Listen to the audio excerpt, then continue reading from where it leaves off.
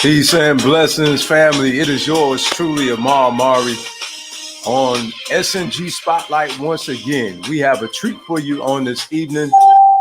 As I had promised, we have High Chief Nathaniel Styles in the building, coming on to share with us his knowledge, his wisdom, and his understanding about spiritual things as well as practical living. So if you'd be so kind at this time for you to share and invite, that'd be great. For those who are entrepreneurs, please feel free to share your business information with us on this evening. We would love to highlight your business. Also, if you'd like to come on this platform, please reach out to myself. It'll be great for you to reach out to my queen as well, Amani Amari. We would love to bring you on this platform to highlight the wonderful things that you're doing, your products and or services. Again, this is Amar Amari, CEO of Synergetic Network Group, LLC, where we are your community liaison for entrepreneurs and consumers. If you would be so kind to share with us your city and your state, that'd be great. Greetings, Queen Shanrika in the building. Yeah, we're going to have a good time. Don't be afraid. The Baba, he won't bite you.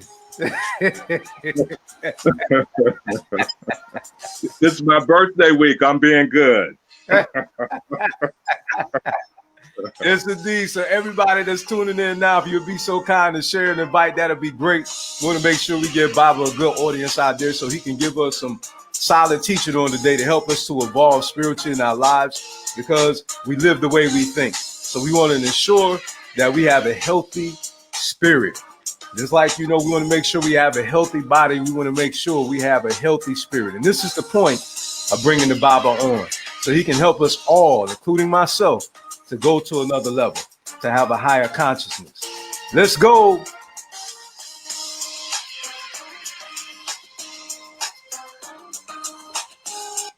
All right. Again, we're on the panel with High Chief Nathaniel Styles. And if you would be so kind, Baba, to tell us your official title in the cultural language, Yoruba language.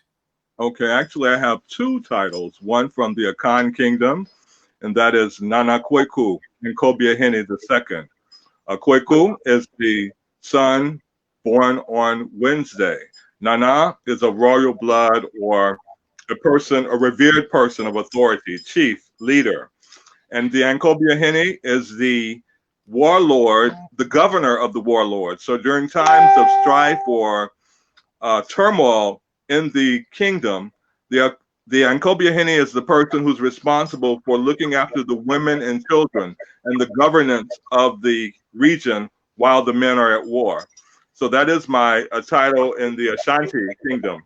And in the Yoruba kingdom, it's the Otumba Foshumbade. And the Otumba, Otun, Oba is king, Otun is right. So it's one of the highest chieftaincy titles in the Yoruba kingdom, and it's translated into the right hand of the king. Now, we're going to get started here. We're going to dive in. We're going to dive in with the question and answer session. But those who do not know, let's start with how I had an introductory of the Baba. I'm telling you, we met in South Florida, and his spirit, as you can all see, is definitely a magnetizing type of spirit. I really enjoyed the dialogue him and I had. And we had met at the Kwanzaa event. Yeah. In 2018, if I'm not mistaken. Yes, we physically met there, but we have been communicating for some time before that. A couple of years. Yeah. Yes, indeed. So I was excited to meet him. We met up at the event, and Baba, you do that. You still do that like annually there. Are you and the rest of the family still holding the annual Kwanzaa events there? Yes, that's the Mary Williams Woodard Legacy Kwanzaa that's sponsored by the FAMU National Alumni Association Miami-Dade chapter. And I personally have been emceeing, quote unquote, hosting the event since 1998. Wow. And FAMU has been actually sponsoring it for over 30 years. Wow, now that is powerful. So what we're going to get into, Baba, now we're going to get into our question and answer session. Are you ready, sir? I'm ready. Great. Yes, indeed. So Baba, if you would be so kind, tell us, how did you embark upon your spiritual journey, and what occurred to help to transform your life as it is today, as we know it? Well, actually, I was raised in a mystical temple. My late stepfather and his mother were master spiritual teachers and metaphysical. So I learned really self-actualization from the time I would say I was about 6 years old, and understanding that thoughts are things. If you dream it, certainly you can achieve it. And with that sense of knowledge and the concept that my responsibility was to help unlift fallen humanity and to help them recognize and develop their hidden talents that had to be manifested or demonstrated. So that was a mantra that my late grandmother, Her Holiness Mother Mildred Miller, Wow, constantly embedded within me. So from a very, very young age, I knew it was my responsibility to serve and to help uplift fallen humanity in any way that I possibly could. My elders taught me that there were no big I's and little U's. So with that understanding, I was taught that absolutely anyone could teach me, and that I needed to be open and receptive to growth, regardless of who it came from, be it a child, be it someone who was perceived to be a derelict, but to honor and to acknowledge the Christ or that God consciousness within them. And if I were to connect with souls on that level, that I would never be without, and I would never be in a situation that I couldn't master. Wonderful. What I notice is that you definitely bring together people of all different walks of life, from different faiths, if you will. I noticed that you congregate with people from various religious backgrounds, and so how does Ifa play a role within these various spiritual sectors? Right. Well, what you tend to find in all of the ancient practices, the principles are the same. All of the indigenous people are what you would call sustainably conscious, conscious of community, conscious of ecology, and most importantly, conscious of the sustenance of community and family. And with that understanding, it allows me to walk universally into any traditional society and be accepted based on the respect of the fundamental humane principles. And with that being said, it's a consciousness that I was really born into. I mean, there are few people talk about multiculturalism, but I'm from a family that's intermarried with Native Americans, with Japanese, with Europeans, with Indians, with Africans, with Bahamians, with Caribbean. Wow. My grandmother, my mother's mother, maternal grandmother, was the mother of 10, and my late father's mother was the mother of 7. And so with that being the case, and being from a very, very close family, it gave me the necessary skills to communicate and to get along with people in general, regardless of our differences. Now, with that being said, because I noticed that you're more so a solutionary person. I never hear you do a whole bunch of complaining. Not at all. Right. Not Yes, at all. indeed.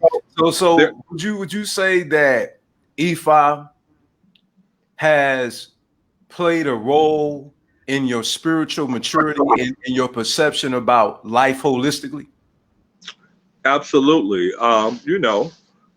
Considering this is 401 years that we have been on this side of the waters, I feel blessed to be one of the first in my lineage, which is very, very large, to go back and to, as said in Ghana, Sankofa, to go back and fetch it.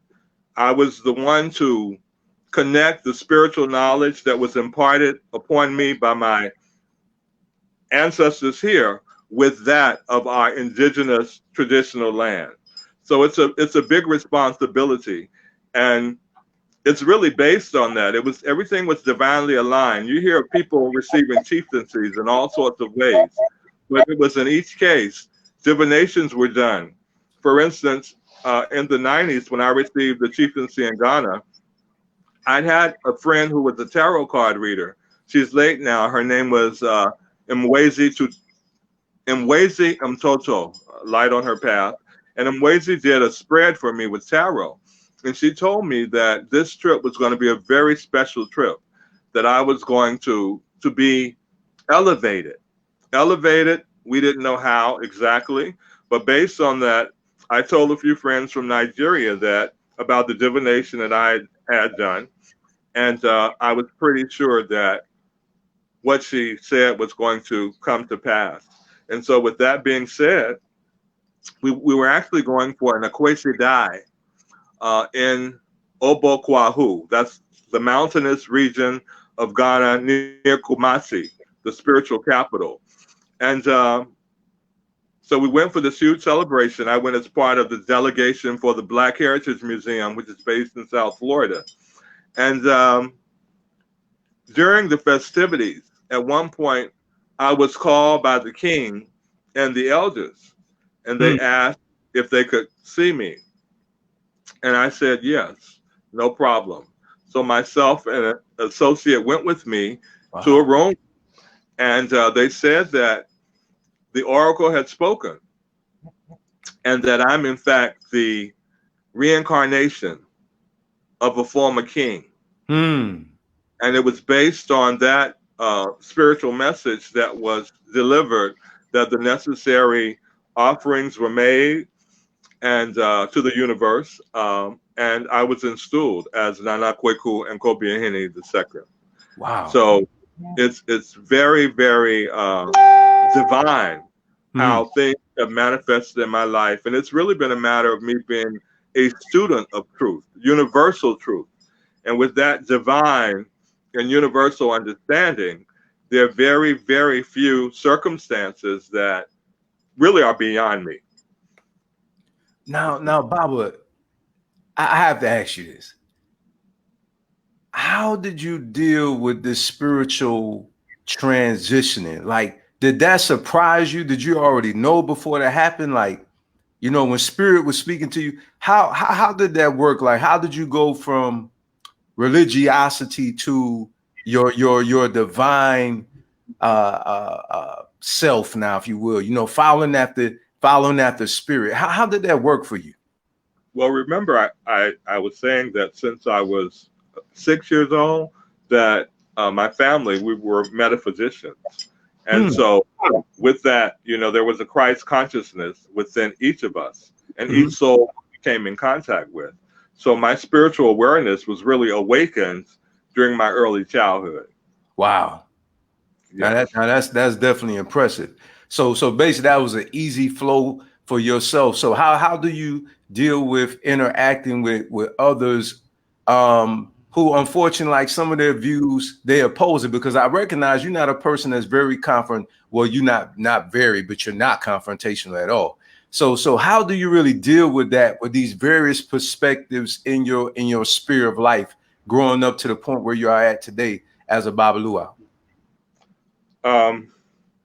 Well, to be honest with you, I live my life by demonstration. I feel the greatest lesson that I can give you is to demonstrate what I'm talking about. You know, there are many teachers that they say okay, this person is a choreographer because they're a failed dancer, or this person is a music teacher. So I feel that life is the biggest classroom. That's wonderful. So now with the teachings of Ifa, because we have a lot of corruption going on in the world today, Baba, how do you feel like Ifa can help not just our people, but help humanity holistically?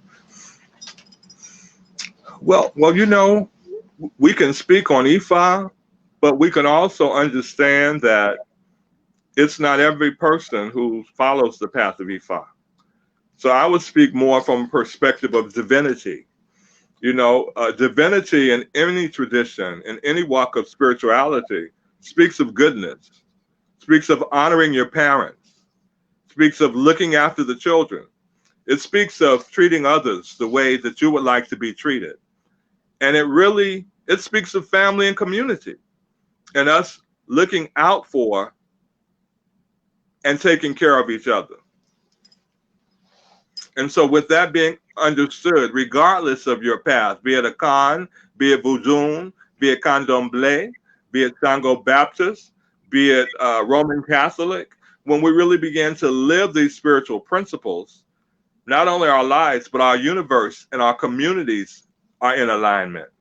And that's one of the things my parents used to say, that it's important not to be a Sunday Christian or a Friday Muslim, but to embody that truth, that spirituality, that mantra that you are repeating, to actually walk in a way that you don't have to announce who you are or what your faith is. It's based upon how you manifest and your vibratory frequency, that those who come in contact with you, they will then ask.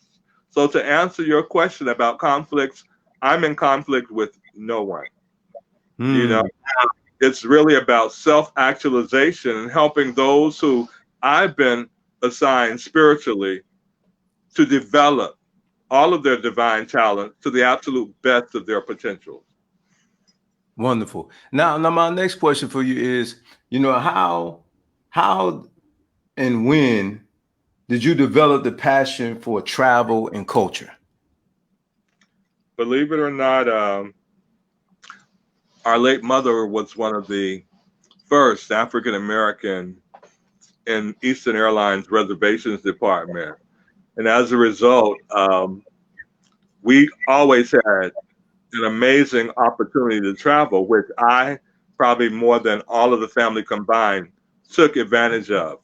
We had a tablet that of passes, travel passes, and part of my parents' belief was one of the greatest lessons that one could have is to be exposed, to explore the universe and to hands-on allow the world to be our classroom.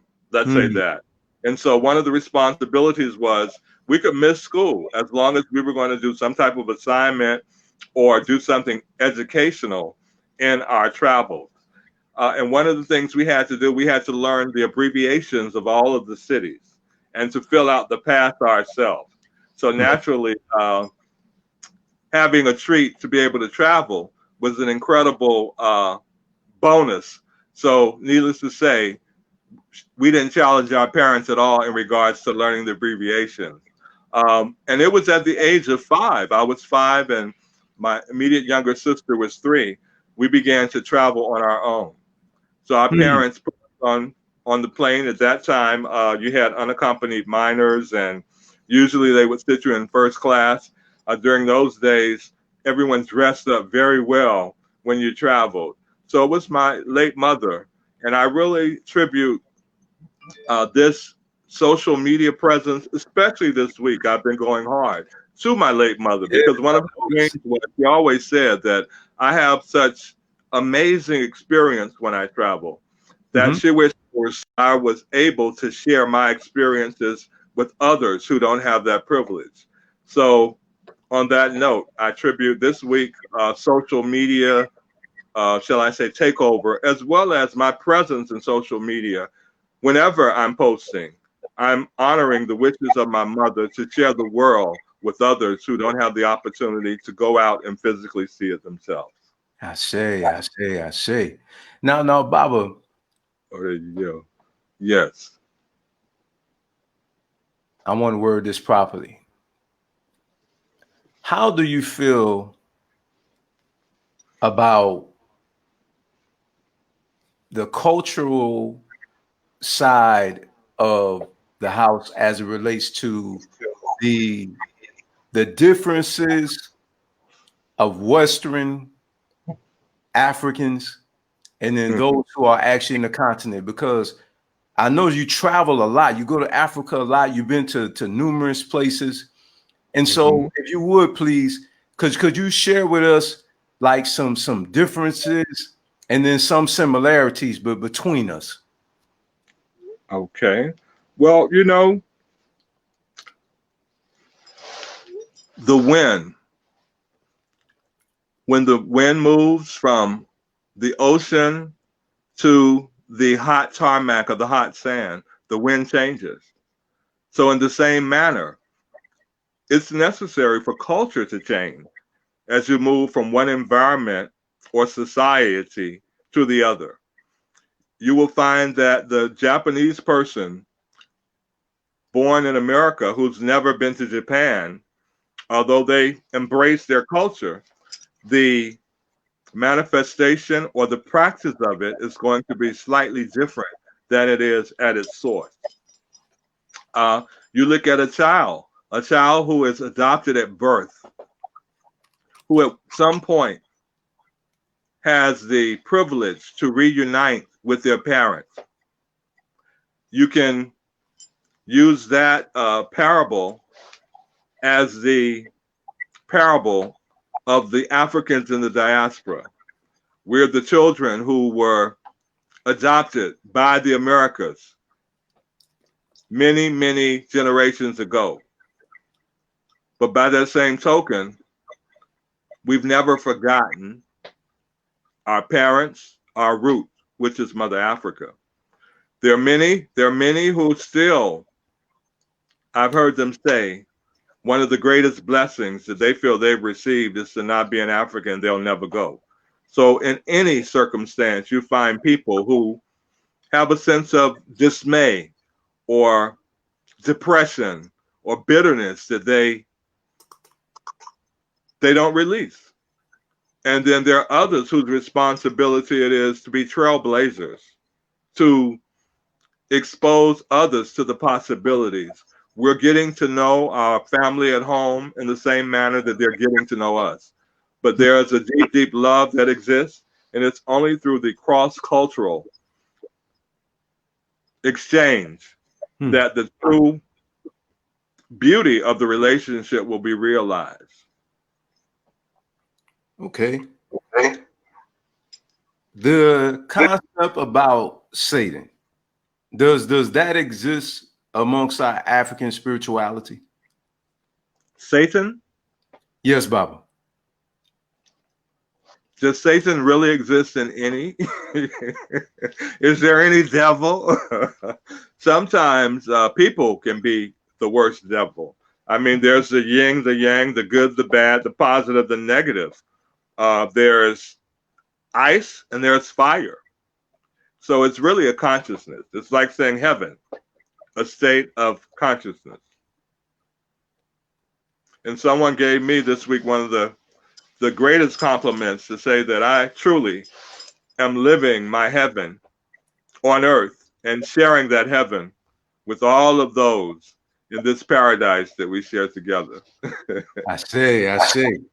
So, you know, we're going to talk about that. What is the concept about the afterlife? I know you briefly touched on it there about heaven.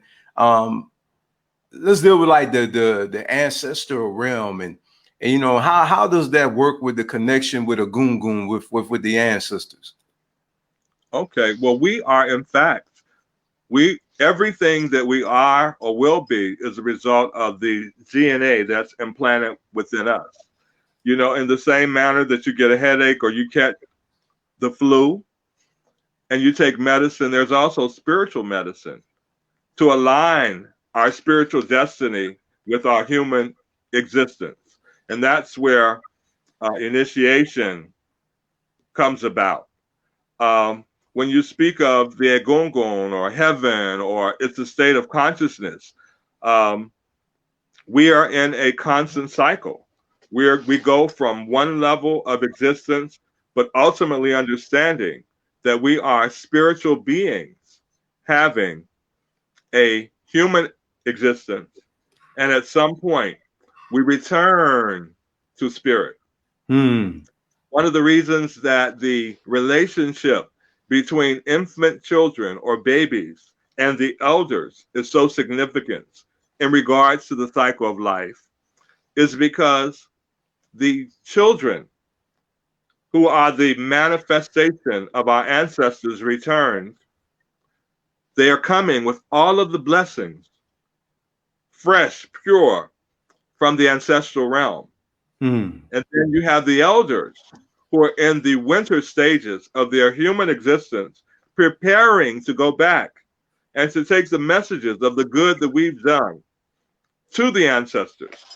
So this is the reason why the relationship between the infant and the elder is so important in regards to that circle, which is continuous from the human realm to the spiritual, constantly in motion. Wow. Powerful, powerful. Now dealing with Agungun Baba, I've heard, and this is not to start any debate. It's just to get some clarity. I've heard that really your ancestors are only those who are in your immediate family, like in your bloodline. Well, we have all sorts of ancestors. You know, Fannie Lou Hamer, who was so responsible for us voting, Martin Luther King, by Malcolm X, Mother Teresa, His Royal Highness Osajiman, Chief Ajamu, so regardless of the connection, what's important is that we call their names, we honor their spirits, and we call upon that ancestral divine knowledge to activate itself and to manifest when, where, and how we need it at that given time. And so what's important is to understand that we are the people in the human realm, physical realm, who can call on their names, who can uplift their spirits. And each time we do that collectively, we are using our voices as one human family. I say. Now, I know that there is a very, to me, kind of strict teaching as it relates to approaching Orisha. Mm-hmm. Could you please explain to those who don't understand Orisha, and two-part question, and also Ifa, like what is Ifa, and how actually it's three, and how does Orisha play a role in our lives? Because some kind of think it's like a god, like just like you would talk to, the Lord Jesus Christ, and things of this nature, so how does that work? Okay, Ifa is the theology of the Yoruba doctrine. There are 256 major odus or circumstances. The beauty, as Yoruba people, as traditionalists, we are worshipers of nature. And we feel that each of the forces of nature has a divine property. So we're spiritual to that extent that we recognize the divinity in all of nature. And with that, the holy doctrine of the traditional people of the Yoruba kingdom are the Odu Ifa, which is the sacred doctrine. And any circumstance in life that we're facing, there will be a corresponding Odu. And it's written in parable form, the same way that Shakespeare is English, but it's very classic. So Ifa is the integral, the classic truth, the divine wisdom of God. With that, we have, as I say, we feel that every disease, every circumstance is a result of a spiritual imbalance. And with that being said, each of the Ozu, so you have a divination, a particular Ozu falls, and an incantation is done. You're given an analysis, and 9 times out of 10, it's exactly what's happening in your life now or the challenge that you're having, because this is what is about to happen. The beauty of Ifa and the ancient African wisdom is it sees now, yesterday, and tomorrow. And with that, one is able to make the necessary adjustments spiritually so that whatever harm that possibly one was to incur, there's an appeasement that happens to realign forces. And this is ancient knowledge that's not only in the Yoruba tradition or kingdom, but in most ancient spiritual practices. There's divination in a manner through which spiritually, through the given tradition, that whatever that challenge is, that it is addressed. And it's so beautiful now as well as we're approaching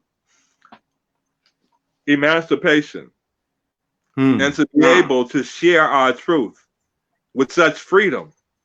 You know, we talk about emancipation from a perspective of what happened in the past, but we're still being emancipated. And this sense of community we're building is an expression of our emancipation, our freedom, and the pride in which we're able to share our tradition in a very clean way. Because in so many instances, you know, our true power is that which we brought with our people from home.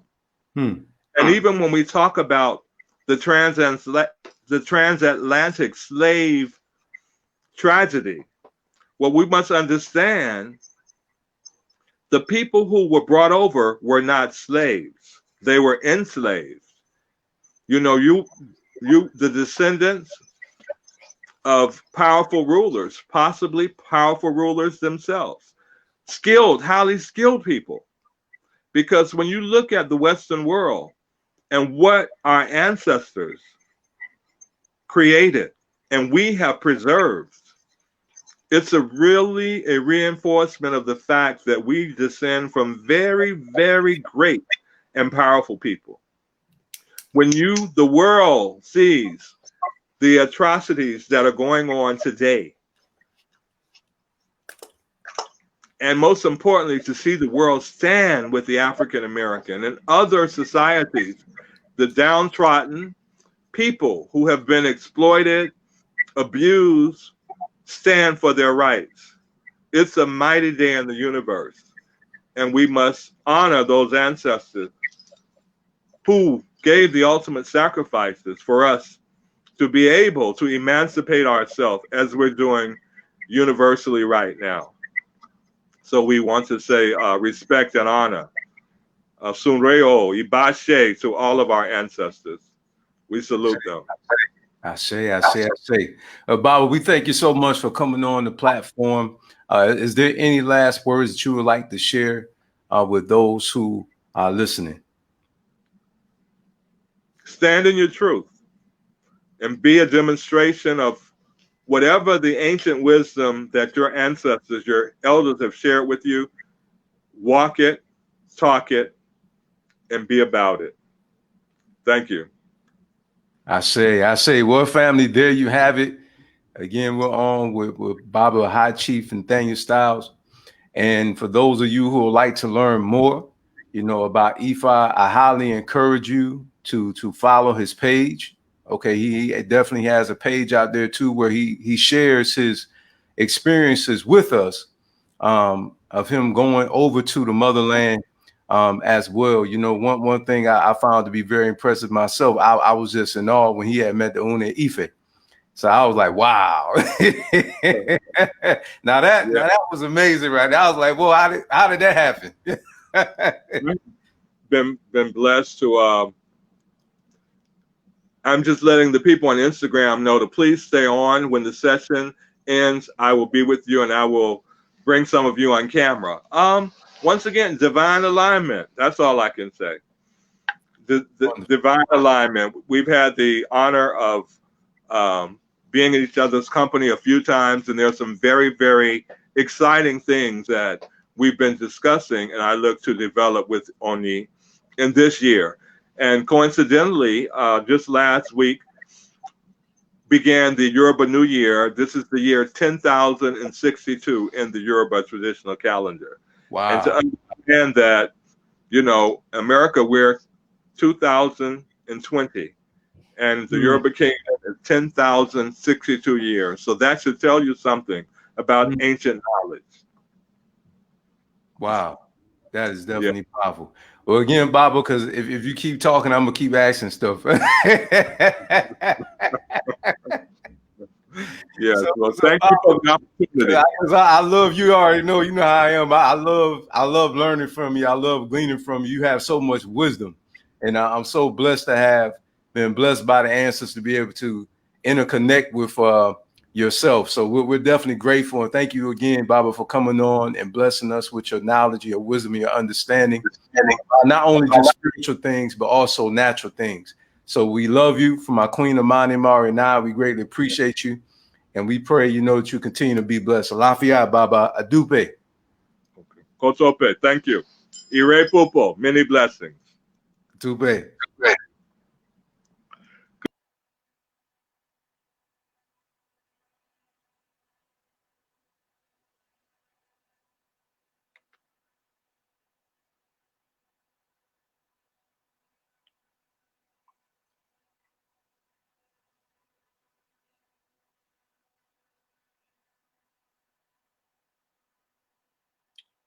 Okay,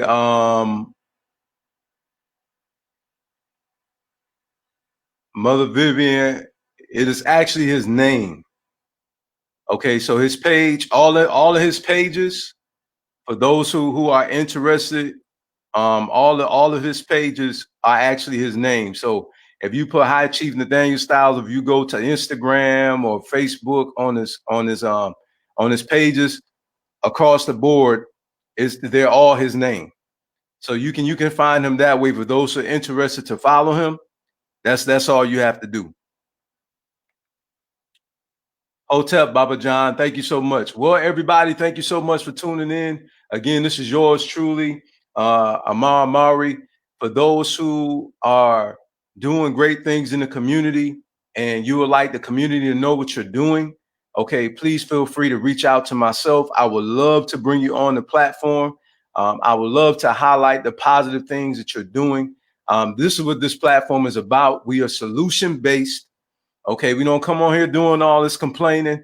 We only come on here to bring about transformation and bring about change. Okay, we are pity party crashers. Okay, that's what we do. We crash those type of parties. You know, so you have to get up, get out, and get something. Get up, clean yourself up, and just fully understand that you can do it, no matter what your gender is.